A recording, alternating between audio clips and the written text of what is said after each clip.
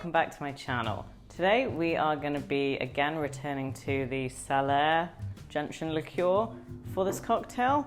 You might think it was almost sponsored at this point. It's not. I just got a bottle and thought we should see how we can play around with it. Before I get started, I'm going to just prep my glass. So I've got a big boy and I'm going to pop that into a rocks glass, and then we're going to get on with the cocktail. So this is a variation on the Negroni.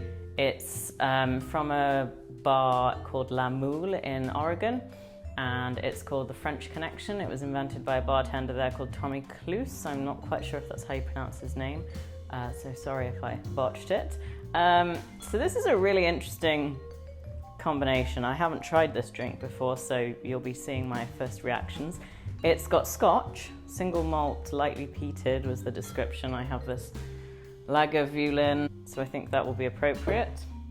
Sweet vermouth and Salers, so it's going to be 1 ounce of the scotch, 3/4 of an ounce of the sweet vermouth, and 3/4 of an ounce of the Salers. Now he also, like the others, uses Avèze, but I'm going to use the Salers. I think it should work pretty well.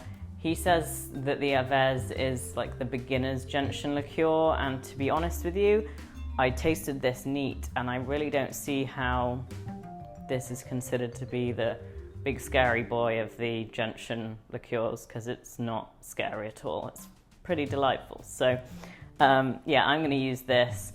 So this is standing in for Campari, so even if this is considered to be more bitter than the Avèze, I would not say this is more bitter than Campari at all. I think it's actually quite a lot softer than Campari. So let's get started. We're going to go in with a big boy. Wow, that went everywhere. And a small cube. And 1 ounce of scotch. I've never tried scotch in a Negroni riff. I mean, obviously the Boulevardier uses whiskey, but that's usually a bourbon. So this is going to be interesting. Then we're going in with 3/4 of an ounce of sweet vermouth. Spill some. You've got to spill some, or did you even really make a cocktail if you didn't make a mess? And 3/4 of an ounce of the Salers. Also, quick pause to say, isn't this literally the best label you've ever seen? I love it. I love that they just kept the originals and didn't, you know, mess around and make it different or anything, modernize it. So, my orange is running away. We're going to stir this for the usual 15 to 20 seconds.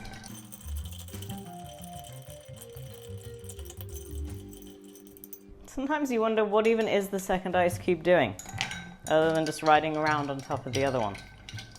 But, you know, sometimes it's more about the idea of it being there that makes it seem more professional.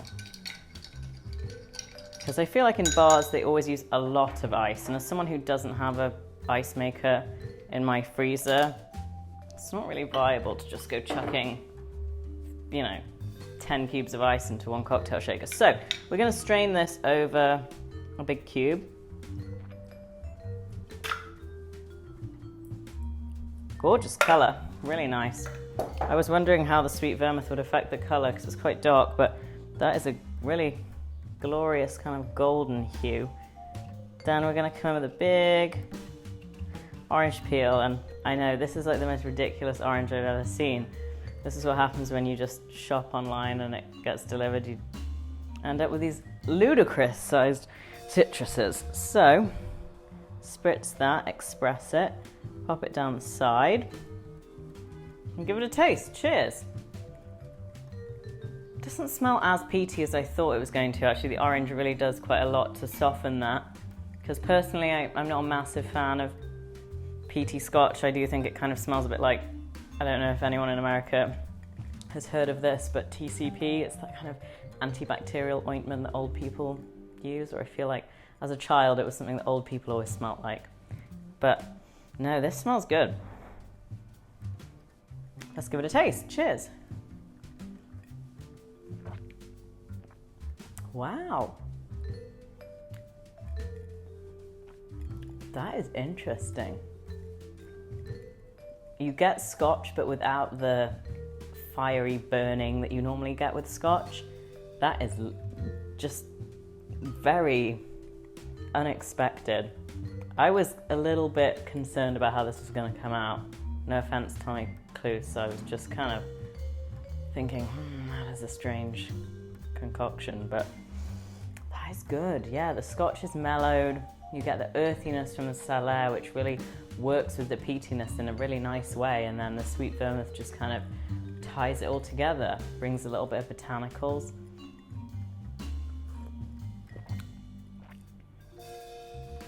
Yeah, it kind of reminds me of something a little bit campfire-ish about it, campfirey.